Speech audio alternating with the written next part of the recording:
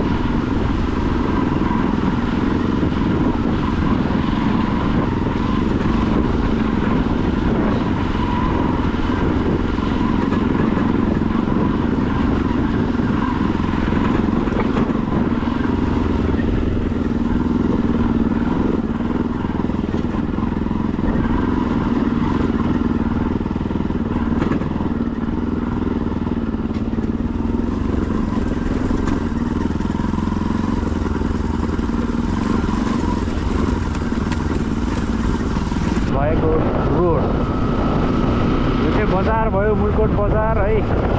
अब उता भिडियो बनाउन चाहिँ पाइनँ किनभने गोप्रोमा चाहिँ चार्ज सकिएको थियो, त्यही भएर अनि उता खत्रै थियो सिनहरू त, तर मैले रेकर्ड चाहिँ गर्न पाइनँ। लास्ट चाहिँ अफरोड चाहिँ एकदमै बढेको रहेछ अहिले अस्तिको बाढीले गर्दाखेरि। बहुत दुःख पाइने रहेछ बाइकमा चाहिँ। लास्ट चाहिँ क्या हिँड्न चाहिँ लास्ट चाहिँ गाह्रो हुने रहेछ है एकदमै। यो चाहिँ हाम्रो नहुन अब यो मुलकोटको रिसोर्ट, अस्तिको बाढीले झन्डै डुबानमा परेको रिसोर्ट हो यो। अहिले चाहिँ नयाँ बनाइसक्यो, चम्काइसक्यो। सक्नुहुन्छ मुलकोटको घुम्ती हो यो चाहिँ एकदमै अब प्रख्यात भनौँ न, सबैजनाले चिन्नुहुन्छ। टाउको टिकट बाटो खान्छ टिकट। त्यही नै हो। अहिले चाहिँ म चाहिँ मुलकोटमा आएर एकदिन चार्ज गरेँ, त्यसपछि त्यहाँनिर हल्का चिया खाएँ, अनि त्यसपछि चाहिँ आएको म एकछिन गोप्रो चार्ज गरेर। अब कहाँसम्म भ्याउँछ म चाहिँ तपाईँहरूलाई ऐना देखाउनको लागि चाहिँ हल्का एक्साइटेड छु र मैले चाहिँ भ्लग पनि अन गरिदिएको छु। त्यहाँसम्म चाहिँ ब्याट्री टिकोस् भन्न चाहन्छु है म चाहिँ।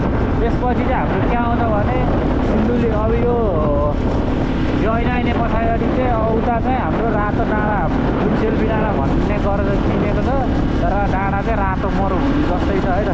त्यो पनि अब गोप्रोमा ब्याट्री भ्यायो भने मोबाइलबाट भए नि रेकर्ड गरेर देखाउँछु म तपाईँहरूलाई। दामी छ तर माथि चाहिँ है भवालै छ क्या यो ऐनाले र यो घुम्ती रोडले पनि यो अलिकति प्रख्यात भएको छ यो ठाउँ। तपाईँहरू यसो पूर्व आउनुभयो भने चाहिँ देख्न सक्नुहुन्छ। पूर्व जाने बाटो यही नै हो। अब अलिक पछिबाट सकिन्छ पूर्व झापातिर धरातिर जाने बाटो र चोलु उता कखडीमा भोटोर जाने बाटो। जान त उता पूर्वपट्टिबाट पनि जान्छ। ओइ यस्तो डर लाग्यो नि, ठुल्ठुलो गाडी आयो भने, टिप्पर आयो भने त झनै डर लाग्ने क्या, किनभने त्यो ठुलो हुन्छ अनि बाटै ओगटीतिर हुन्छ क्या। अब जस्तै यस्तो कारहरू आयो भने त त्यो त सानै हुन्छ नि त, अनि कटाउन पनि सजिलो हुन्छ। तर टिप्पर आयो भने चाहिँ बाटै छेकेर आएको जस्तो हुने क्या। अब त्यही माथि फलाम हुन्छ, हेर्दै डर लाग्यो क्या। त्यही भएर चाहिँ टिप्परसँग डर लाग्छ है त। त्यति हो, अरू यस्तै। अब चाहिँ हाम्रो ऐना भएको ठाउँ चाहिँ आइपुग्नु लागिसक्यो।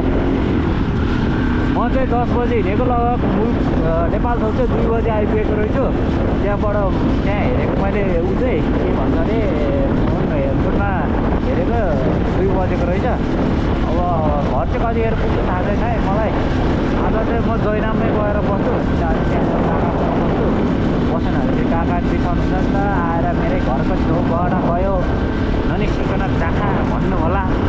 त्यही भएर यहाँ चाहिँ निस्किनै पर्ने हुन्छ, किनभने आफ्नो गर्नुहुन्छ नि त भतिजा आयो भनेर। अब सबैलाई त्यो लागिहाल्छ नि। अब हाम्रो यहाँदेखि चाहिँ स्टार्ट भएको छ यो चाहिँ होइन, दामी छ क्या ऐना हेर्नु न, मस्त छ क्या, मस्त बबाल्दै देखिन्छ नि त।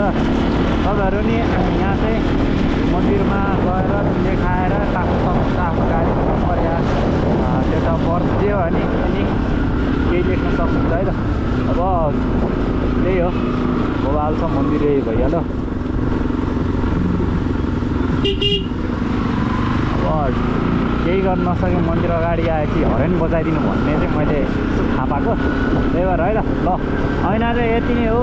र अब उतापट्टि पनि छ अलिकति होइन, त्यो म देखाउँछु तपाईँहरूलाई। यही नै हो हाम्रो रातो खुरकोट पुग्न लागेँ।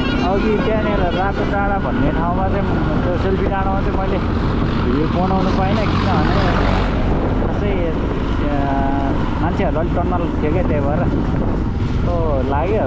अनि कतै पनि खाली थिएन क्या बाइक रोकेर गर्ने ठाउँ, त्यही भएर यो चाहिँ एकदमै खतरा देखिन्छ क्या यताबाट। यो रोड चाहिँ मस्त देखिन्छ क्या, कोसी प्लस यो क्यारेन्ट परेको क्या, बगाल देखिन्थ्यो। बस्ती अलिकति डिस्टर्ब गर्थ्यो।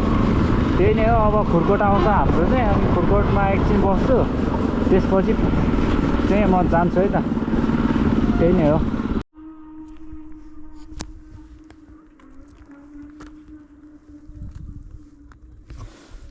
अहिले चाहिँ देख्न सक्नुहुन्छ म चाहिँ यहाँ हिलेपानी आइपुगेको छु र अहिले चाहिँ साँझ परिसकेको छ, लगभग 6 बज्न लागिसक्यो। अब म चाहिँ तल झरेर ठ्याक्क अलिकति अगाडि गएपछि ठ्याक्कै पुग्नेछु। आजको लागि चाहिँ त्यहीँ गएर बस्नेछु र भोलि चाहिँ म घर जान्छु। आज चाहिँ त्यहाँ काकाकोमा बस्छु। त्यही नै हो। अब एकछिन बिसाउनु पऱ्यो, हल्का रेस्ट गरेर जानु पऱ्यो। अब आइ पनि सक्यो। यो चाहिँ हाम्रो मानेभन्ज्याङ गाउँपालिका, यो चाहिँ हिले पानी भन्छ यसलाई चाहिँ। पारी खोटाङ भइहाल्यो। यो चाहिँ ओखलढुङ्गा जिल्ला है त।